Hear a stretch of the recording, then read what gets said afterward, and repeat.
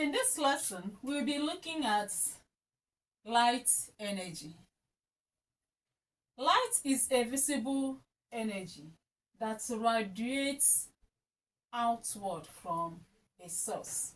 We see some objects as a result of the light they produce, or as a result of the light that falls from another source on the object and reflects on our eyes. The object that produces light that falls in our eyes will help us to see it. And when light falls from another source to an object and then reflects to our eyes, we will see the object. So in this case, we can say that there are two types of objects, which are the luminous object and the non-luminous object. Luminous objects are objects that produce their own light. They give out their own light. Example of luminous object is something like stars, lighted candle, the sun, glowworms, and many of them. Non-luminous objects are objects that does not produce their own light. To see non-luminous objects, light has to fall from another source on them and then reflect on our eyes. Examples of non-luminous objects are something like an opaque object, transparent object, and translucent object. With this, let's explain what an opaque object is. An opaque object are objects that does not allow light to pass through it. So, one thing we know is that light travels on a straight line. Light moves on a straight line. That is the movement of light. And when the light is traveling, when it meets an opaque object on its way, it will cast the shadow of that opaque object, because that object will not allow the light to pass through it, to travel through it. So the light will cast its shadow. And then an example of an opaque object is human body, that is human being, wood, wall, all those things that cannot allow light to pass through it are opaque objects. The next is transparent objects. Transparent objects are objects that allows light to pass through it and we can see clearly through it. Example is clean water, plain mirror. If you look at water, you know water is transparent, it's very clean and clear. So it allows light to pass through it and we can see clearly through it. Then the next is a translucent object.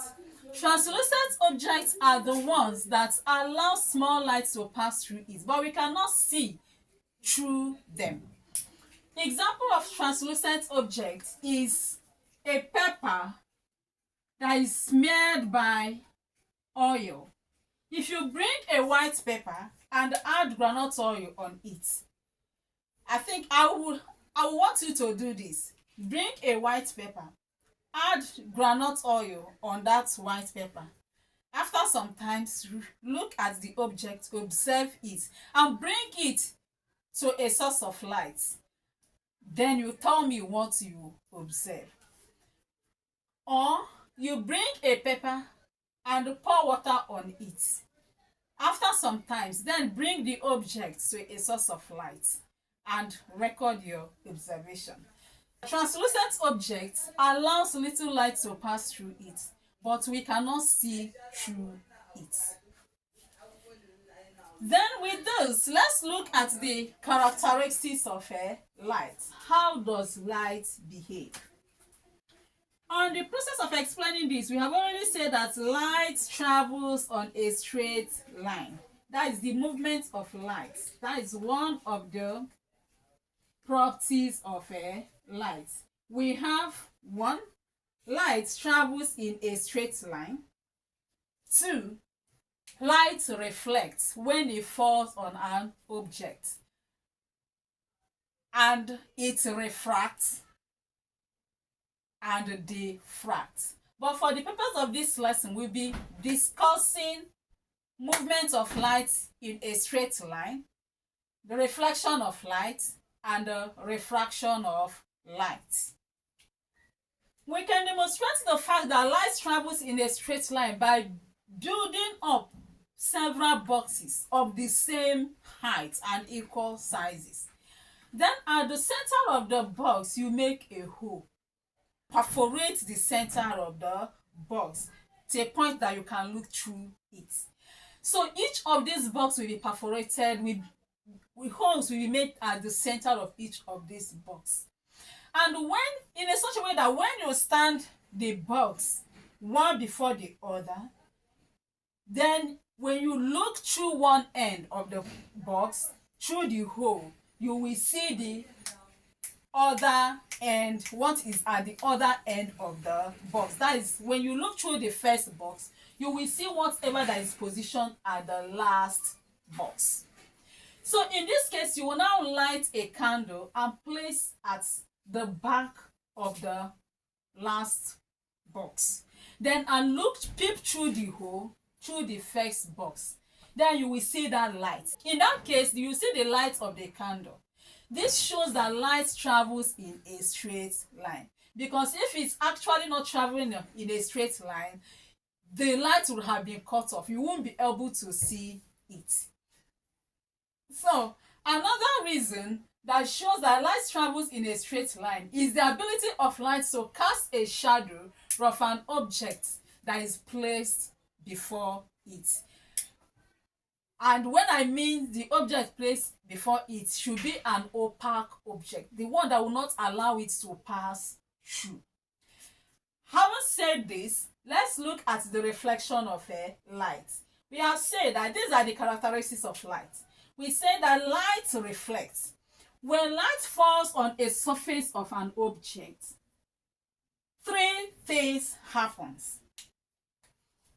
This is light that falls. And this light that falls on a surface of an object is called an incident ray. The ray of light that falls on a surface of an object is called an incident ray. What do we mean by ray? Ray is the path along which the light travels. We have just said that ray is the path along which the light travels. Before we proceed to the explanation of the reflection, let's deal with this ray. A single path along which the light travels is called a ray of light. But the collection of rays is called a beam. So beam is a collection of rays. And we have three types of beam. We have parallel beam, we have convergent beam, and divergent beam. When the ray of light travels on a straight line parallel to each other, we call it parallel beam. You can see this is an example of parallel beam. You can see the direction of the rays of light. They are moving in this direction. This arrow shows that the light is traveling in this direction. But when the ray of light comes out from a particular source and spreads out as it is moving, just like you point your torchlight, the light is coming out from the point source of that your torchlight bulb, but as it comes out, it's spread to a wide area that you can see very wide areas. In that case, the light has been diverged, the ray has been diverged, and we call that such kind of rays, we call it divergent beam. This is an example of divergent beam. You can see this is the point of your torchlight bulb, and as the rays is coming out, they are spreading out. So this is a divergent beam. When the light rays appears as if it's coming out from is wide, is actually spread out, but converge at a particular point. They come together at a particular point. You will call it convergent beam. You can see here that the rays are actually spread out, but they come together at a particular point. They converge at a particular point. You can see these are the light rays, and you can see the direction of the traveling from diverse direction, diverse space. They converge at this particular point. So you call this convergent. So we said that when light falls on a surface, that certain things happen, and whatever that will happen when light falls on a surface depend on the kind of surface that light falls on. When light fall on a very smooth and polished surface,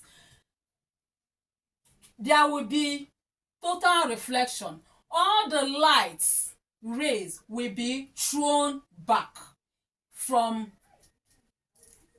the same direction, and we call this reflection of a light. In that case, this kind of reflection is called regular reflection. But when light fall on a rough surface like paper, walls, or wood, all the light rays will not be reflected back. It will not be thrown back from where they come from that direction. They will reflect in different direction, and it's not all of them that will be reflected back. And those that will reflect will now be reflected in different direction. They will scatter.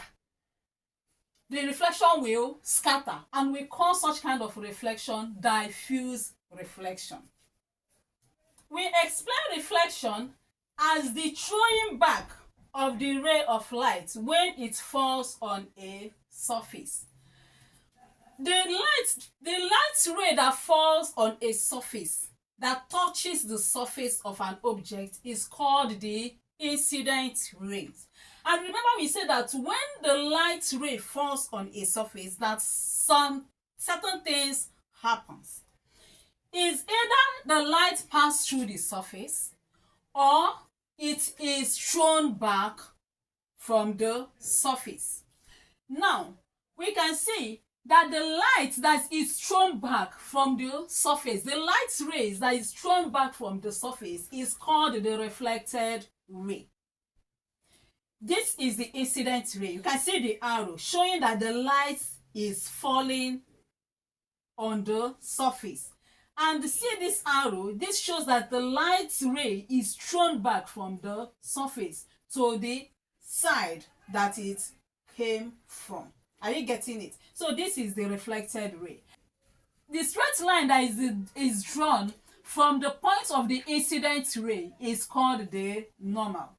So the angle between this incident ray and the normal is called what? Angle of incidence. This is theta. Theta is called the angle of incidence. Then the angle between the normal and the reflected ray is called the angle of reflection. Let us name this one alpha. So alpha is the angle of reflection. Okay? Now, assuming that this light passes through, it's supposed to be like this, right? Because we said that light travels in a straight line. It means that the actual thing that will happen if if the incident ray passes through the surface, that the object is supposed to go straight, isn't it? When it passes from one medium to the other. In this case, you can see that this light, okay, let's assume this is a torchlight that you are holding, and it falls on a surface of an object. Let's say a plain mirror, a plain mirror or a glass. Now you can see that if this is a glass, let's assume that this line here we drew is a glass, or let's represent it with a rectangular glass. We have what you call a rectangular glass prism, triangular glass prism. Let's assume that this one is a rectangular glass prism, and you shine the light from your torch on it. This light actually supposed to pass like this, but that will not be the movement, because when light moves from one medium to another, the direction of the light will change. It's either that it will bend away or it will bend towards the normal. It's either it bends away from the normal or it bends towards the normal. Now, if we are to trace this line of the normal, it will be in this form, right? Because the line of the normal is straight.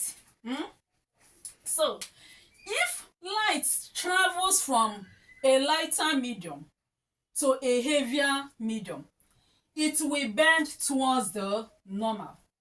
But if it travels from a heavier medium to a lighter medium, it will bend away from the normal. Now, let's ask ourselves, the eye and the glass, that is the glass, we are talking about glass prism here, that is rectangular glass prism here. Air and the glass, which one is heavier? You can see that you can testify that glass is heavier than air. So it means that when this light enters from the air into this glass, it cannot travel in a straight line again. It will bend. And as it's bending, it will bend towards the normal. So we have it will be in this form. It will bend towards the normal.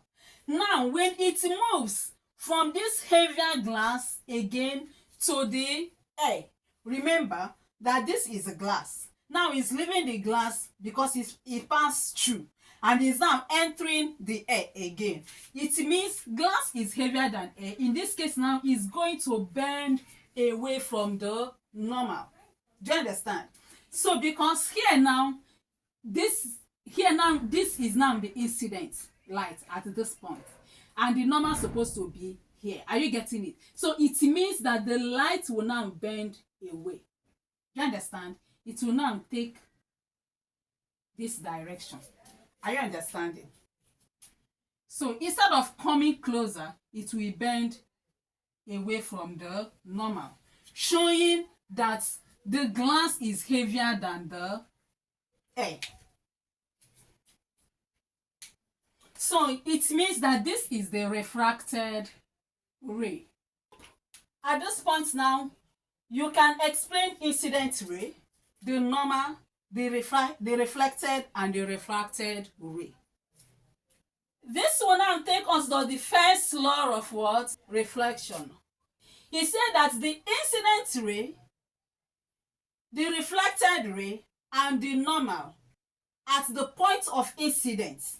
What is the point of incidence? Here is the point of incidence. All lies on the same plane. You can see that this is the plane, and all of them, three of them, lies in the same plane. That's the incident ray, the reflected ray, and the normal at the point of incidence. All lies on the same plane. The angle of incidence is equal to the angle of a reflection. The second law is the second law of a reflection. Okay. That's to say now that if somebody tells you that the angle of incidence is 30 degrees, calculate the angle of reflection, what will you say? If the angle of incidence is 30 degrees, what will be the angle of reflection? The angle of reflection will still be 30 degrees. But because the law says that the angle of incidence is equal to the angle of a reflection. Remember when we talked about the types of a reflection? We talked about regular reflection and the diffuse reflection. And we said that irregular reflection, and we said that regular reflection occurs when light falls on a smooth object, very smooth and polished, well polished what? Object, such as here.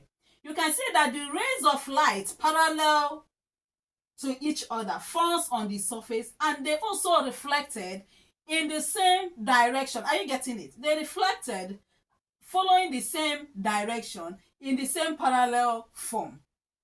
Do you understand? So this is an example of regular reflection. But when these rays fall on a rough surface, a smooth surface is something like plain mirror, glass, okay? But when it falls on a rough surface, such like paper, the walls, you can see the rays of light parallel to each other. When they fall on the surface, the reflection scattered. This one is in this direction, this direction, this direction. Scattered what? Reflection. This is known as what? Diffuse reflection. And in this case, when this kind of reflection occurs, you will see that this what helps you to see yourself, your image in a mirror. When you look at the plain mirror, the rays of light from the mirror, the rays of the light that falls from the light source, that is from the light source above, falls on the mirror and reflected to your eyes. And this makes you to see yourself very clear on the mirror. But here, when the rays falls on a wall and reflects to your eyes, you will see the wall, but you cannot see yourself on the wall. You cannot see your face or your image on the wall, as because this is a diffuse reflection. Hope this is clear. A curved surface that is made up of glass is called lens. So we have two types of lens. We have the convex lens, which is in other words called a converging lens, while the concave lens is called a diverging lens. When we say that eyes bulges out, when we have something like this is the shape of the eyes, right? So it means that this bulges out. So if the bulging is towards me, it will now look like this. Then it means that it's bulging towards my direction. So I will use this to explain these two types of a lens. When we talk about convex lens bulges towards my direction. It bulges towards your direction. While concave lens bulges away from you. When convex lens bulges towards you, the concave lens bulges away from you. You can see that this is convex lens. The convex lens is bulging away from you that is talking.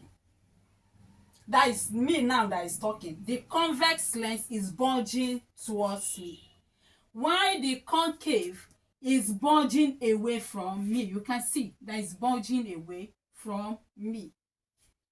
So when light falls on a concave lens, it will appear as if, right, when light passes through a concave lens, it will refract and appear as if it's converging to a particular point called the focal length. This is the focal length of the mirror.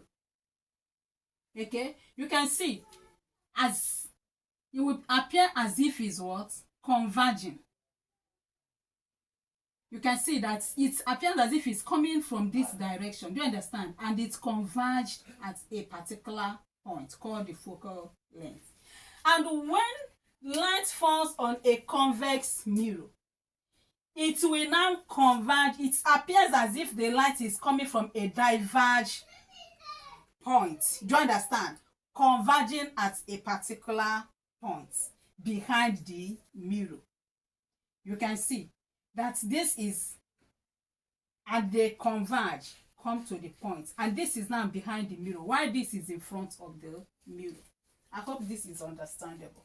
So this will now determine the point at which the light ray converge will determine the kind of image you will observe, the kind of image you will see. Because this falls in front of the mirror, the image here will be what? Real image. But because this falls behind the mirror, the image here will be visual image.